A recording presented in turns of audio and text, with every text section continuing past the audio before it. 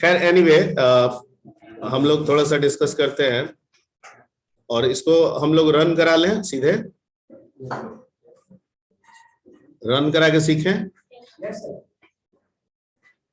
कि string as a function argument और function parameter, string as a function argument और function parameter.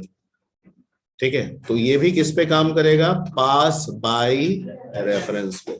ठीक है, तो जो टॉपिक उठाए आज का,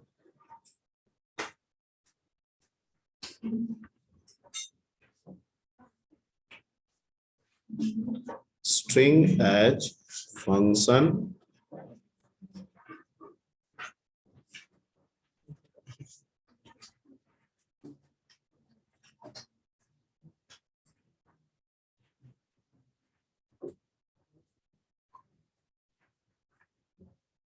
ठीक है, मतलब हम कोई भी फंक्शन बना रहे हैं, कोई भी फंक्शन बना रहे हैं तो हम उसमें क्या भेज रहे हैं? स्ट्रिंग भेज रहे हैं। स्ट्रिंग का ये ना रिप्रेजेंटेशन है। ठीक है, एनी डाउट? ओके, और मान लीजिए कि कॉल कर रहे हैं कहीं पे,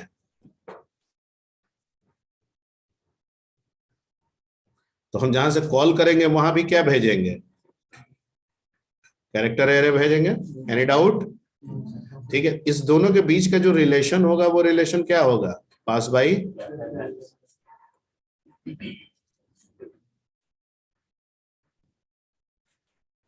मतलब ये बदले तो ये बदल जाएगा। अगर फंक्शन में जाके इस पे आप कोई ऑपरेशन परफॉर्म कर रहे हैं तो उसका इफेक्ट किस पे आ जाएगा? इस पे आ जाएगा ना।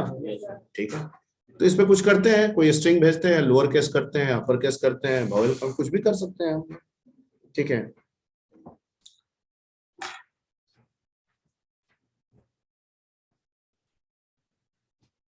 तो सीधे एक प्रोग्राम पे आ जाते हैं।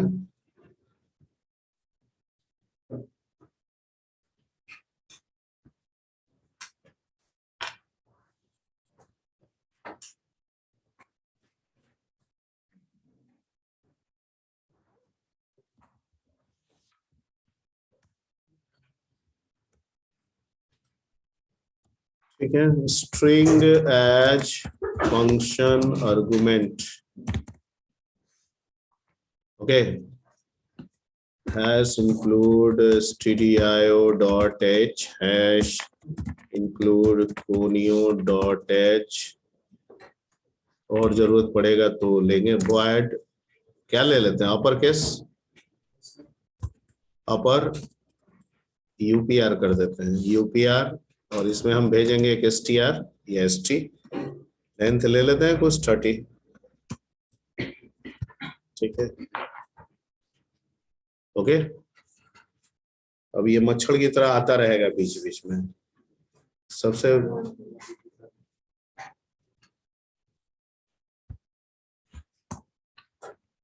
कुछ तो यहाँ बैठा हुआ भी आता रहता है ताकि लिखना ना पड़े। ठीक है, तो वॉइड यूपीआर ले लिए हम यहाँ पे। अब हमारा पर्पस है कि जो भी पैरामीटर में आ रहा है स्ट्रिंग, उसको क्या करना है? अपर में। ठीक है, क्या रूल बताए थे?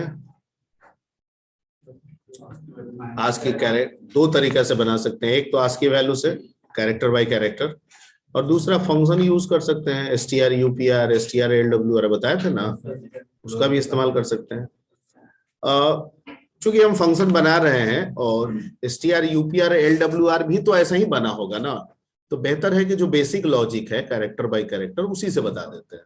ठीक है, तो आपको जैसे str यूपीआर है तो आप कर सकते हैं mstr, मतलब माई str यूपीआर, मतलब आपने तो बनाया ही है, मैंने भी एक अपना बना लिया। ठीक है, अब हम इस यहाँ पे ले लेते हैं कि इंट आई। ठीक है, फॉर आई का लूप चला देते हैं। ऑब्वियसली स्ट्रिंग स्टार्ट होगा 0 पे, और यहाँ पे st में आ रहा है तो st आई तब तक चलाएंगे जब तक कि नॉट इक्वल टू क्या रहे?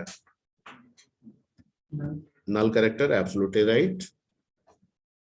ठीक है, और आई को भैया तुम बढ़ाते रहो। अब बढ़ा के हम क्या करेंगे? चेक करेंगे कि if S T I position पे जो कैरेक्टर है क्या वो बड़ा, ठीक है, यूपीआर करना है तो हमको 97 और 122 के बीच में चेक करना होगा। क्यों इसके बीच में क्यों चेक करना होगा? क्योंकि 97 और 122 के बीच में आ जाएगा तो क्या होगा? 97 122 कितना आएगा सर? Lower case. तो हमें उसे ही क्यों ना करना है अपर केस, क्योंकि हमारा पर्पस क्या है? अपर करना है। तो जो लोअर होगा उसको अपर करेंगे, जो अपर होगा उसमें क्या जरूरत है हमको करने। ठीक है, तो अगर इसमें है तो हमको क्या करना है? कुछ नहीं करना है सर। जो एस टी आई लिए है ना, उस एस टी आई में डिफरेंस कितना का होता है? 32 घटा दीजिए सर, हो गया काम खत्म। बंद कर दीजिए सर, हो गया। और फंक्शन को बंद कर दीजिए सर, बन गया। ठीक है, मेरा एक फंक्शन तैयार हो गया, M S T R UPR, जो अब मेरे दिए गए किसी भी स्ट्रिंग को क्या कर देगा? अपर केस में कन्वर्ट कर देगा। चेक कैसे करेंगे सर? तो वॉइड मेन बनाएंगे। ठीक है, कैर कुछ भी ले लीजिए, एस ले लीजिए 30 का, पुट्स कर लीजिए और यहाँ मैं मैसेज डाल दीजिए क्या? इंटर स्ट्रिंग गेट्स कर लीजिए एस। ठीक, और फिर पुट्स कर दी, तो सॉरी, फिर आप कॉल कीजिए किसको? M S T R UPR, और इसमें भेज दीजिए किसको? एस को, और फिर पुट्स कीजिए किसको? एस को, और देखिए कि अपर केस में हुआ कि नहीं हुआ। क्लियर? जितना लिखे हैं उतना आपके दिमाग को समझ में आना चाहिए। अगर कोई लाइन नहीं समझ में आ रहा है पूछ लीजिए। पुट्स गेट्स बताया हुआ है, प्रिंटफ स्कैनफ की जगह पे पुट्स और गेट्स का भी। अच्छा, कमेंट में ये है कि यहाँ एंटर स्ट्रिंग लिखा हुआ है। ठीक है, पहले रन करा लेते हैं, फिर पहले अभी समझ लीजिए। ठीक, तो पुट्स में मैंने कहा इंटर स्ट्रिंग, गेट से मैंने ले लिया। ठीक है, अब मान लीजिए हम स्मॉल लेटर में दे देंगे कुछ भी, रवि सीमेज कुछ भी लिख देंगे। अब M S T R UPR को कॉल किए कि ले जाओ इसको और तुम क्या कर दो इसको? अपर। गया, एस को अपर कर दिया। ठीक है, तो अपर कर दिया तो जो यहां से एस गया वहां बन गया एस टी, लेकिन पास बाई रेफरेंस है तो एस टी भी कह रहा है कि मैं एस टी हूं, लेकिन मैं तो प्रेफर कर रहा हूं किसको? एस को ही। तो अगर मैं लोअर अपर हो रहा हूं मतलब कौन अपर हो रहा है? ठीक है, तो मेरे कॉल करने के बाद अगर आप जाके एस को भी प्रिंट कराइएगा तो रिजल्ट आपको अपर मिलेगा। ठीक है, तो मैंने कॉल करने के बाद फिर से पुट्स क्या किया? एस, तो मुझे क्या दिखाना चाहिए? Upper case. ठीक है, तो रन कराते हैं और इसमें कुछ भी डाल देते हैं। ठीक, एक बार और रन कराते हैं।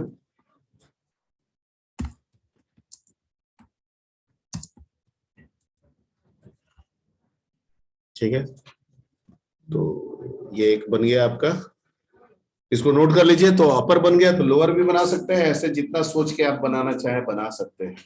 ठीक है,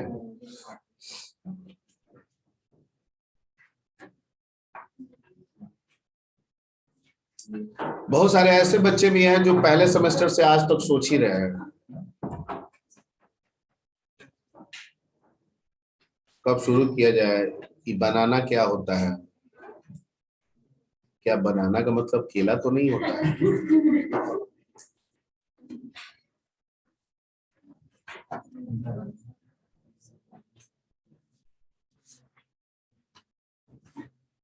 5 बच्चे और आ गए हैं।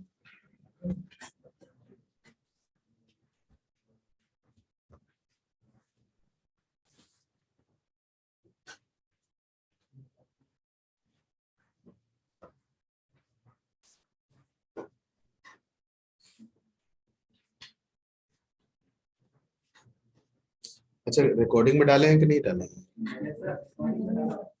डाला।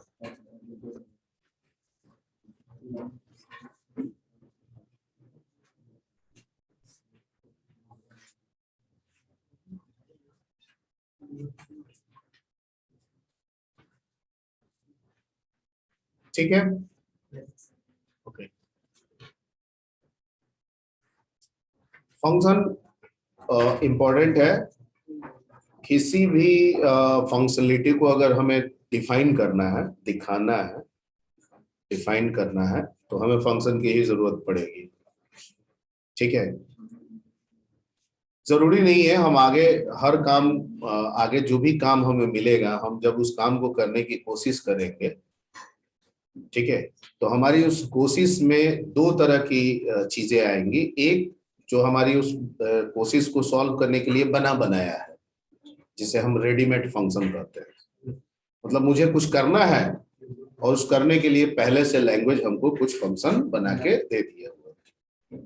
ठीक है, ये बिल्कुल प्राइमरी लेवल पे होगा, फंडामेंटल लेवल पे होगा। हर जगह हर बनाया बनाया से मेरा सारा काम निकल जाए ये जरूरी नहीं है।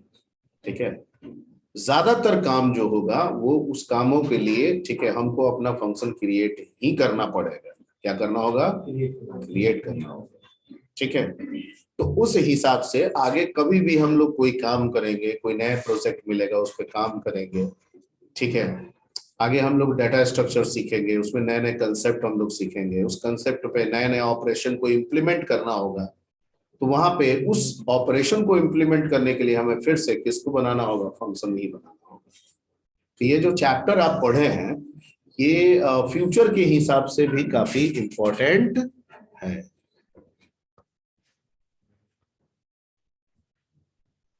ठीक है, मतलब ये पीछा छोड़ने वाला नहीं है। ठीक है, पाइथन भी पढ़े तो वहां भी फंक्शन था, यहाँ भी पढ़े, यहाँ भी फंक्शन है। ठीक है, आगे डीएस पढ़िएगा, पूरा फंक्शन पे ही बेस्ड है। No function no meaning of DS. कुछ भी करना है फंक्शन बनाना है। Link list function, stack queue function, कुछ भी कीजिए फंक्शन। ठीक है,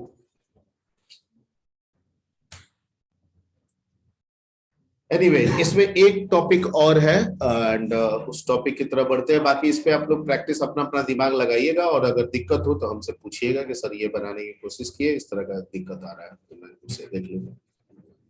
एक टॉपिक है इसमें and that topic is called, वैसे हमारा जो रैम मेमोरी है वो दो तरीके से यूज किया जाता है प्रोग्रामिंग के द्वारा। ठीक है, एक को बोलते हैं हम लोग स्टैक मेमोरी और दूसरे को हम लोग बोलते हैं हीप मेमोरी। हो सकता है ये वर्ड सुना हुआ हो आपको पहले कहीं पे ओएस वगैरह में सुने हो। ठीक है, पर प्राइमरी तौर पे जो भी प्री डिफाइंड चीजें हमको मिलती हैं और उनका जो हम इस्तेमाल करते हैं वो स्टैक मेमोरी के द्वारा होता है। ठीक है, तो स्टैक मेमोरी का ये मतलब नहीं है कि हमेशा स्टैक मतलब लीफो होता है, लास्ट इन फर्स्ट आउट। ठीक है, तो मेमोरी को स्टैक कहा जाता है। ठीक है, वो इसलिए कहा जाता है क्योंकि अगर कंकरेंटली आप एक सीक्वेंस में मेमोरी का इस्तेमाल करते हैं, ठीक है, एक ही प्रोसेस के द्वारा कंकरेंटली, ठीक है, आप मेमोरी को बार बार इस्तेमाल करते हैं, तो वो मेमोरी आपको स्टैक के मैनर में प्रेफर किया जाएगा, इसलिए वो मेमोरी को हम लोग स्टैक करते हैं। ठीक है, otherwise that behave like a normal memory. मतलब आप इंट ए लिए, इंट बी लिए, इंट सी लिए, ठीक है, तीन वेरिएबल लिए, तो ये जा रहा है स्टैक मेमोरी में, पर स्टैक बन नहीं रहा क्योंकि ए का बी से कोई मतलब नहीं है, बी का सी से कोई मतलब नहीं है। ठीक है, लेकिन अगर ए बी को कॉल कर ले और बी सी को कॉल कर ले, मतलब मैंने ए को कॉल किया, ए ने बी को किया, बी ने सी को किया, तब ये मेमोरी का जो यूटिलाइजेशन होगा वो स्टैक मैनर में होगा। मतलब ए ने बी को कॉल किया, बी ने सी को कॉल किया, तो पहले काम सी का होगा, फिर बी का होगा, फिर ए का होगा, क्योंकि यहाँ पे तो कहता है कि वो स्टैक को फॉलो करता है, मतलब लीफो को फॉलो करता है। Point clear? ठीक है, बताने का पर्पस थोड़ा सा यही है कि नॉर्मली जो भी हम काम करते हैं वो मेमोरी के उस हिस्से में जाता है जो ऑपरेटिंग सिस्टम के द्वारा लैंग्वेज के लिए रिजर्व किया जाता है, जो नॉर्मली फिक्स्ड रहता है। क्या रहता है? फिक्स्ड रहता है कि भैया हम आपको 1 GB दे रहे हैं, हम आपको 500 MB दे रहे हैं, ठीक है, इसी में आपको काम करना है। जरूरत पड़ेगा तो आप मेरे को रिक्वेस्ट कीजिएगा तो मैं एक्सटेंड करूंगा। ठीक है, मतलब लैंग्वेज को ओएस ने कहा कि 500 MB दिया तुमको, आप रिक्वेस्ट कीजिएगा तो मैं एक्सटेंड कर दूंगा। Point clear? तो मतलब लिमिटेशन तो हो गया 500 MB अभी। तो अभी जो भी हमारा काम होता है वो उन 500 MB में होता है जो ओएस के द्वारा उस लैंग्वेज को दिया गया। ठीक है, तो सर इस तरह से तो लिमिटेड वर्क हो जाएगा ना हमारा। ठीक है, तो लैंग्वेज कहता है कि जो भी स्टैटिकली वर्क करते हैं वो सब लिमिटेड में ही होता है, चाहे वो वेरिएबल का कंसेप्ट हो, चाहे वो एरे का कंसेप्ट हो, कुछ भी है स्टैटिकली जो भी कर रहा है वो सब कहाँ होता है? स्टैक मेमोरी में होता है। किस मेमोरी में? ठीक है, एक दूसरा मेमोरी होता है, जैसे ओएस सबको दे दिया 500 आपका, 500 आपका, 500 आपका, 500 आपका। ठीक है, 16 GB का मेमोरी, तो बहुत सारा मेमोरी फ्री बच गया है। ठीक है, तो ये फ्री वाला बचा हुआ किसका? तो सबका, जिसको जरूरत है वो यूज कर सकता है। ऐसे ही वो 500 अपने छोड़ के आ जाएगा इसको यूज कर, नहीं कहता है, तरीका बना हुआ है। अगर स्टैटिकली वर्क करेगा तो वो अपने जोन में रहेगा, डायनेमिकली यूज करेगा तो वो फ्री वाले जोन में आएगा। किस में आएगा? फ्री वाले में आएगा। और उस फ्री वाले को कहा जाता है हीप मेमोरी। क्या कहा जाता है? Heap memory. ठीक है, तो आगे हम लोग सी में डायनेमिक यूज भी करेंगे, मेमोरी को रन टाइम में यूज करेंगे। अभी जो भी सीख रहे हैं सब क्या है? Compile time. सब क्या है? Compile time. सब स्टैक मेमोरी, सब स्टैक मेमोरी, या वो मेमोरी जो ओएस के द्वारा इसके लिए रिजर्व किया गया है, सब उसमें हो रहा है। ठीक है, लेकिन आगे जब हम आपको पॉइंटर पढ़ाएंगे तो डायनेमिक मेमोरी एलोकेशन का कंसेप्ट सिखाएंगे। ठीक है, अब हम वैल्यू के लिए मेमोरी का रिजर्वेशन कब करेंगे? रन करते समय। प्रोग्राम रन किया, अब मेमोरी बनेगा। वैल्यू आएगा तो मेमोरी बनेगा, वैल्यू नहीं आएगा तो मेमोरी नहीं बनेगा। क्योंकि स्टैटिक में आपने हमेशा रियलाइज किया है, आप एरे बताए थे तो एरे में आपने कहा, मैंने बताया था कि एरे में दो सिचुएशन हमेशा रहता है, एक अंडरफ्लो, एक। तो क्या ये तरीका सही है? अंडरफ्लो ओवरफ्लो का तरीका नहीं सही है। ठीक है, तो प्रॉपर तरीका क्या है मेमोरी को यूज करने का? यही है कि बच्चा आता जाए, सीट लगाते जाए। तो बच्चा तो पढ़ने के समय पे न आएगा, मतलब प्रोग्राम के रन करते समय न आएगा, रन करने के पहले थोड़ी आएगा। तो मेमोरी भी रन करने के बाद ही होना चाहिए। प्रोग्राम रन कर रहा है, जब बच्चा आए तो मेमोरी रखिए, रिजर्व कीजिए, नहीं आए तो मत कीजिए। ठीक है, तो कहता है कि क्या इसका काम हम वेरिएबल से एरे से कर सकते हैं? कहता है नहीं, फिर तो आपको डायनेमिक मेमोरी एलोकेशन का कंसेप्ट आपको जानना होगा। Point clear? तो वो आगे आपको सिखाया जाएगा, तो वो बनेगा आपका हीप मेमोरी। क्या कहलाएगा वो? हीप मेमोरी में जाएगा। ठीक है, ओके। और heap memory is more faster than, चूंकि उसका किसी पे रिजर्वेशन नहीं होता है, किसी का कब्जा नहीं होता है, और वो कहता है कि जिसको जरूरत है हम उसके लिए इस्तेमाल हो सकते हैं, and that's why heap memory is more faster than the stack memory। ठीक है, ओके, या नॉर्मल मेमोरी। इसलिए हीप में अगर आप काम करते हैं, प्रोसेस को अगर हीप में आप रख के काम करते हैं, तो आपका एग्जीक्यूशन स्पीड भी प्रोग्राम का क्या होता है? फास्टर होता है। ठीक है, कहीं भी खोजिएगा हीप मेमोरी आपको मिल जाएगा, ओएस में भी आता है ये सब। चलो ठीक है, तो इस पे आप कर लीजिएगा। ये बताने का पर्पस ये था, ये दोनों मेमोरी इसलिए भी बताए थे कि एक कंसेप्ट हम लोग सीखने वाले हैं इसी फंक्शन में, and that is the last concept, and that concept is called recursive function. ठीक है, and that is also known as recursion. Already Python में आपको बताया गया। ठीक है, तो रिकर्सन एक प्रोसेस है।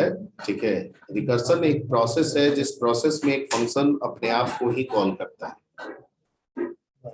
रिकर्सन एक प्रोसेस है जिस प्रोसेस के तहत एक फंक्शन अपने आप को ही बार बार कॉल करता है। ठीक है, और रिकर्सिव फंक्शन एक ऐसा फंक्शन है जो अपने आप को ही बार बार कॉल करता है। यानी जो फंक्शन रिकर्सन को फॉलो कर लेता है वो क्या बन जाता है? Recursive function. सिंपल सा है। तो टॉपिक दोनों सेम है। ठीक है, पूछने का तरीका, बोलने का तरीका थोड़ा अलग हो सकता है। ठीक है, रिकर्सिव फंक्शन एक फंक्शन है और रिकर्सन एक प्रोसेस है। ठीक है, recursion is not a function, recursion is a process which is achieved by the recursive function. ठीक है, पॉइंट क्लियर। तो जो रिकर्सिव फंक्शन है, चूंकि बार बार कॉल करेगा अपने आप को, तो अपने ही अंदर लिखे गए, अपने ही अंदर डिफाइन किए गए ब्लॉक ऑफ स्टेटमेंट को क्या करेगा, बार बार एग्जीक्यूट करेगा।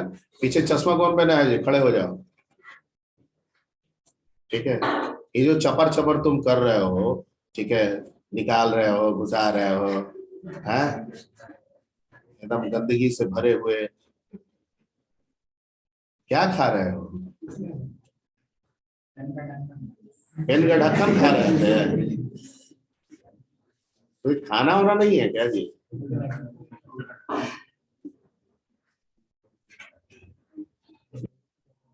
एक तो कोई हॉलीवुड का फिल्म देखे तो उसको एक बीमारी था ऐसे ऐसे करने का, आई एम इम्पल्सिव, ऐसे कुछ कुछ बोलता था। ठीक है, बम फटा उड़ गया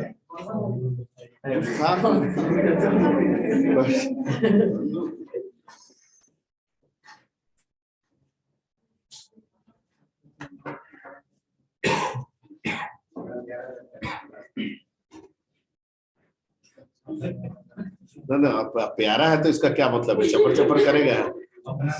ठीक है, अब देख रहे हैं हम पढ़ा रहे हैं, अब हो सकता है किसी किसी का लक्षण भी होता है, चपर चपर करके उसको समझ में आता है।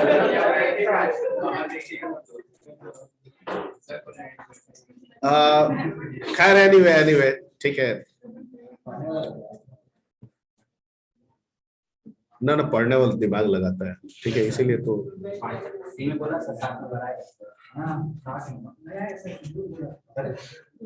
चलो उधर डाइवर्ट नहीं होना है, कम टू द पॉइंट, बच्चा आ जाता है वैसे ही टाइम पे। तो रिकर्सिव में जब फंक्शन अपने आप को बार बार कॉल करेगा, तो अपने ही डिफाइंड ब्लॉक ऑफ स्टेटमेंट को बार बार क्या करेगा, एग्जीक्यूट करेगा। और बार बार एग्जीक्यूट करने का काम तो हम लूप से कराते हैं, तो इसका मतलब कि इसका एडवांटेज तो लूप पे मिलेगा। मतलब लूप, जहां पे हम लूप लगाते हैं वहां पे लूप ना लगा के रिकर्सिव लगा देंगे, लूप का काम निकल जाएगा। ठीक है, तो क्या हमको लूप को रिप्लेस कर देना चाहिए रिकर्सिव से? ठीक है, ठीक, रिकर्सिव कहता है कि हम काम तो लूप का करा देते हैं, पर मेरे साथ एक ड्रॉबैक है कि हर आइट्रेशन पे, हर रिकर्सिव आइट्रेशन पे मैं बफर मेमोरी अलॉट करता चला जाता हूं। इसका मतलब जितना नंबर ऑफ आइट्रेट कीजिएगा उतना नंबर ऑफ बफर मेमोरी बनेगा, और उस बफर मेमोरी का एग्जीक्यूशन, क्योंकि हर बफर पे स्टेटमेंट होंगे, तो स्टेटमेंट का जो एग्जीक्यूशन होगा वो स्टैक मैनर में मैं फॉलो करूंगा। किस मैनर में? मतलब अगर मेरे को आप 10 बार बुलाए हैं, तो 10वीं बार के लिए स्टेटमेंट पहले एग्जीक्यूट होगा, फिर 9वीं बार के लिए होगा, फिर 8वीं बार एंड सो ऑन। ठीक है, तो इसका मतलब है कि अगर हम मल्टीपल टाइम इसको रिकर्सिव कर दें, तो ज्यादा बफर अलॉट कर लेगा, और ज्यादा बफर करेगा तो सिस्टम का परफॉर्मेंस क्या हो जाएगा, स्लो। Point clear? ठीक है, तो सवाल है कि ये क्यों? अगर ये प्रॉब्लम ही क्रिएट कर रहा है, तो कहता है कि जितना काम हो सके लूप से ही करना चाहिए, पर कभी कभी क्या होता है, लूप भी कॉम्प्लेक्स हो जाता है। कुछ ऐसे एल्गोरिथम आगे मिलेंगे, जैसे डीएस पढ़िएगा तो वहां पे टावर ऑफ हेनोई की चर्चा होगी। ठीक है, जो ब्रह्मा जी का टेम्पल है, उसका टेम्पल उन्हीं पे आधारित है। तो टावर ऑफ हेनोई में वो डिस्क को अरेंज करने का होता है, 3 डिस्क है, 4 डिस्क है, जितने भी है।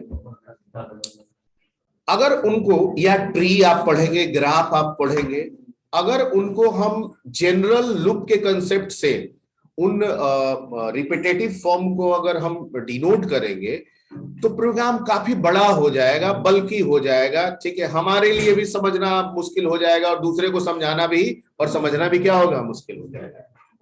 जबकि सॉफ्टवेयर इंजीनियरिंग कहता है कि प्रोग्राम में बहुत अगर कॉम्प्लेक्सिटी हो जाए तो वो भी एक अच्छी बात नहीं है। प्रोग्राम को अंडरस्टैंडेबल भी रखना चाहिए। हम ही बनाए, हम ही को ना समझ में आया, ऐसा क्या, फिर तो क्या अपडेट करेंगे। ठीक है, तो जहां पे लगता है कि कॉम्प्लेक्सिटी बढ़ रही है लूप के आने से, और मुझे उस कॉम्प्लेक्सिटी को रिड्यूस करना है, ठीक है, और वो रिडक्शन, ठीक है, अगर रिकर्सिव फंक्शन के आने से हो जा रहा है तो हमें कर लेना चाहिए, ठीक है। मैं ये नहीं कर रहा हूं कि आप हैबिचुअली यही कीजिए, आपको फैक्टोरियल निकालना है तो आप लूप को छोड़ के रिकर्सिव बने, मैंने ये नहीं, सिखा बिल्कुल रहूंगा, सिखाऊंगा मैं आपको, ठीक है, मैं आपको फैक्टोरियल निकालना बताऊंगा, ठीक है, जो आप पूछिएगा मैं बता दूंगा इस पे। लेकिन इसका मतलब मैं ये नहीं कर रहा हूं कि आप लूप छोड़िए और हर काम किससे कीजिए, मैं ये नहीं कर रहा हूं। रिकर्सिव का आप इस्तेमाल वहां कीजिए जहां पे लूप आपको कॉम्प्लेक्स दिखे, लगे, ठीक है।